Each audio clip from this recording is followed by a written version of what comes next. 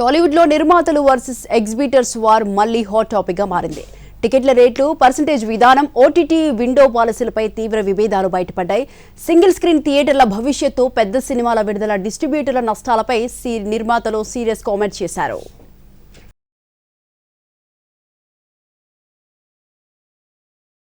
తెలుగు సినీ పరిశ్రమలో నిర్మాతలు, ఎగ్జిబిటర్స్ మధ్య విభేదాలు మరోసారి బయటపడ్డాయి. సింగిల్ స్క్రీన్స్ థియేటర్లలో టికెట్ రేట్లు పెంచే ప్రసక్తే లేదని నిర్మాత దిల్ రాజు సోదరుడు శిరీష్ రెడ్డి స్పష్టం చేశారు. పర్సెంటేజీ విధానంపై ఎగ్జిబిటర్ల బతుకులు ఆధారపడి ఉన్నాయని ఆయన అన్నారు. ప్రభుత్వం జీవోలు ఇచ్చినా సరే టికెట్ ధరలు పెంచే ప్రసక్తే లేదన్నారు దిల్ రాజు సోదరుడు. Telugu cinema pan India cinema అయింది. అలా తెలుగు సినిమా లేదు, high budget cinema pan India.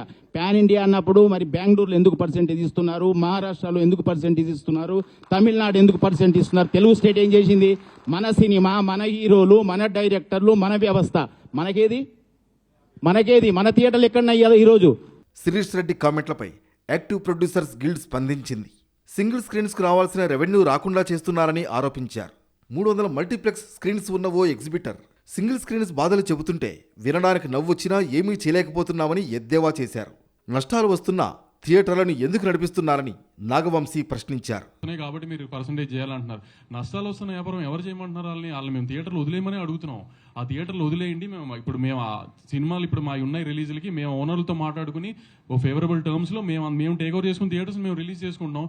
మీరు లాస్ వస్తుంది అంటున్నారు కదా, లాస్ వస్తున్నా థియేటర్లు పట్టుకుని ఎలా ఆడాల్సిన పనే ఉంది? వదిలేయచ్చు కదా, అంత త్యాగాలు చేయాల్సిన అవసరం ఏం లేదు కదా, వదిలేయచ్చు కదా థియేటర్లు. పెద్ద సినిమాలు వరుసగా వస్తున్న సమయంలో టాలీవుడ్లో నిర్మాతలు, ఎగ్జిబిటర్స్ మధ్య నెలకొన్న ఈ వివాదం ఇండస్ట్రీపై ఎలాంటి ప్రభావం చూపుతుందో చూడాలి.